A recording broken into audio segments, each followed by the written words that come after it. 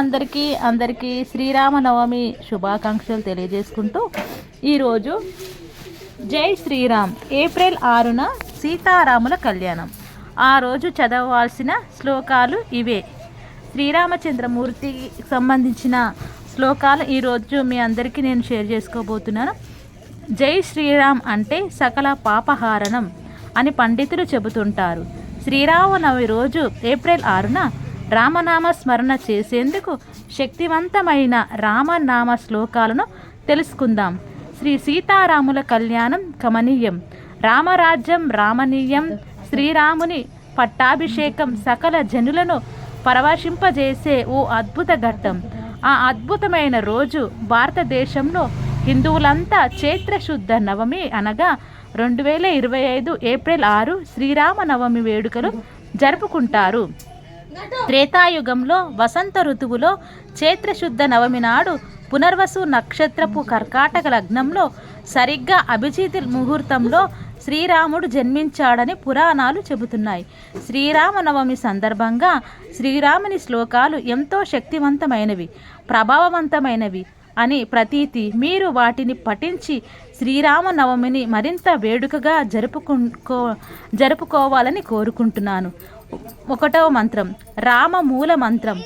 ఓం శ్రీ రామాయ నమః, ఓం శ్రీ రామాయ నమః. 2వ మంత్రం రామ తారక మంత్రం.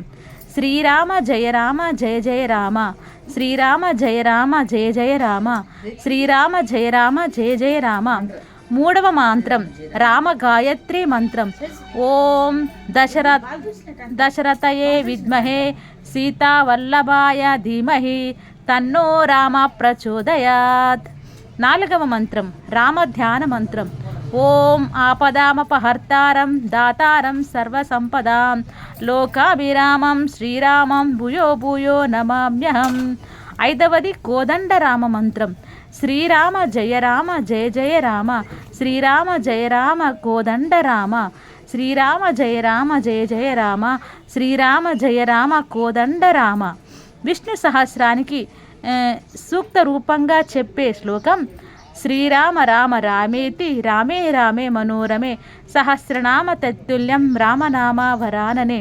శ్రీరామ రామ రామేతి రామే రామే మనోరమే సహస్రనామ తత్తుల్యం రామనామావరాననే. శ్రీరామ రామ రామేతి రామే రామే మనోరమే సహస్రనామ తత్తుల్యం రామనామావరాననే. ఈ శ్లోకం 3 మార్లు స్మరించితే ఒక్క విష్ణు సహస్రనామ పారాయణం ఫలితాన్నే కాదు, భక్తులకు శివ సహస్రనామ ఫలితం కూడా లభిస్తుందని పురాణాలు చెప్పినట్లుగా నివేదికంగా ఉన్నాయి. శ్రీరామనవమి రోజు పఠించవలసిన మరొక నియమం కూడా ఉంది, అదేంటో తెలుసుకుందాం. శ్రీరామనవమి రోజున పఠించాల్సిన నియమాలు ఇవే.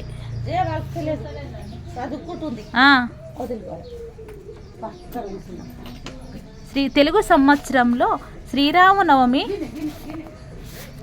పండుగ రోజు హిందువులు ఎదురు చూస్తుంటారు. ఈ ఏడాది 2025 ఏప్రిల్ 6వ తేదీన రామనవమి వచ్చింది.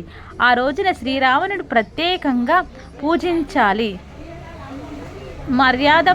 మర్యాద రాముడు పురుషోత్తముడు శ్రీరామచంద్రుడు పుట్టినరోజు కూడా అదేనని పురాణాల ద్వారా తెలుస్తుంది.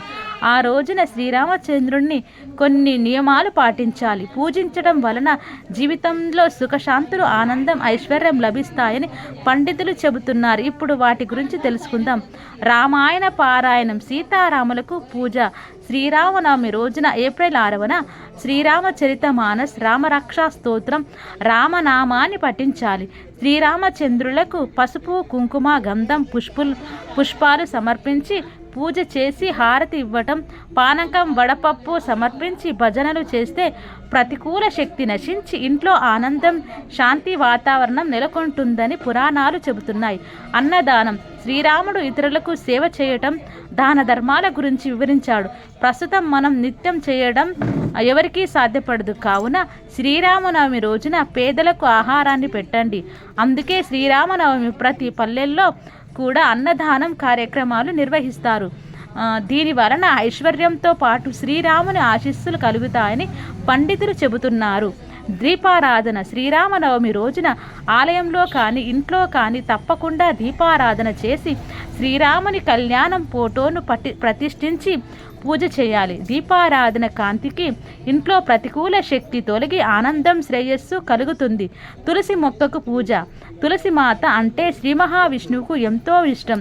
శ్రీరామచంద్రునికి విష్ణువు అవతారంగా భావిస్తారు. శ్రీరామనవమి రోజున తులసి మొక్కకు పసుపు కుంకుమ గంధం సమర్పించి పూజ చేయాలి. తర్వాత నీళ్లు పోసి తులసిమాత చెట్టు చుట్టూ ప్రదక్షిణాలు చేయాలి. ఇలా చేస్తే పాపాలు నశించి ఐశ్వర్యం కలుగుతుందని పండితులు చెబుతున్నారు. వస్త్రదానం. శ్రీరామనవమి రోజున పేదలకు దానం చేయాలని పండితులు చెబుతారు. అవసరమైన వారికి బట్టలు, ఇతర వస్తువులు, బట్టలు, ఆహార పదార్థాలు, నీరు, పుస్తకాలు దానం చేయండి. ఇలా చేయటం వలన మంచి గుణాలు, మంచి ఆలోచనలు రావడం, జీవితంలో అన్నీ అనుకూలంగా సాగిపోవడంతో పాటు అదృష్టం కూడా వరిస్తుందని పండితులు అంటున్నారు. హనుమంతునికి ప్రత్యేక పూజలు. శ్రీరామచంద్రుడికి హనుమంతుడికి గొప్ప భక్తుడు. ఆయన శివ పరమాత్మ అంశ కూడా. రామనామం ఎక్కడ ఉంటుందో అక్కడ హనుమంతుడు, ఆంజనేయ స్వామికి అక్కడ పూజలు జరుగుతాయో అక్కడ శ్రీరామచంద్రుడు ఉంటాడని శాస్త్రాల ద్వారా తెలుస్తుంది. అందుకే శ్రీరామనవమి రోజున హనుమాన్ చాలీసా, సుందరాకాండ పారాయణం చేస్తే చాలా మంచిది. జీవితంలో అన్ని రకాల సమస్యలను తొలగించడం, భూత ప్రేత పిశాచ గాలి ధూళి వంటి భయాల నుండి రక్షణ కలుగుతుంది. తల్లిదండ్రులు, గురువుల ఆశీస్సులు. శ్రీరాముడు ఎప్పుడూ తల్లి తండ్రులను, గురువులను పూజించేవాడు. అందుకే ఎంత కష్టమైనా తండ్రి మాట ప్రకారం అడవుల బాట పట్టాడు. గురువులు చెప్పిన విధంగా నడుచుకుంటూ అరణ్యంలో గడిపాడు.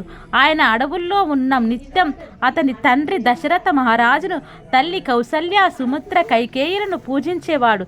గురువుల ఆశీర్వాదం తీసుకొని నిత్య కైంకర్యం ప్రారంభించేవాడని పురాణాలు చెబుతున్నాయి. అందుకు ఆయన జీవితం విజయం సాధించాడు. శ్రీరామనవమి సందేశం. శ్రీరామనవమి కేవలం ఒక పండుగ కాదు, శ్రీరాముని ఆదర్శాలను మన జీవితాల్లో స్వీకరించడానికి ఒక అవకాశం. ఈ రోజున చేసే పనికి ప్రత్యేక ప్రాముఖ్యత ఉందని పండితులు చెబుతున్నారు.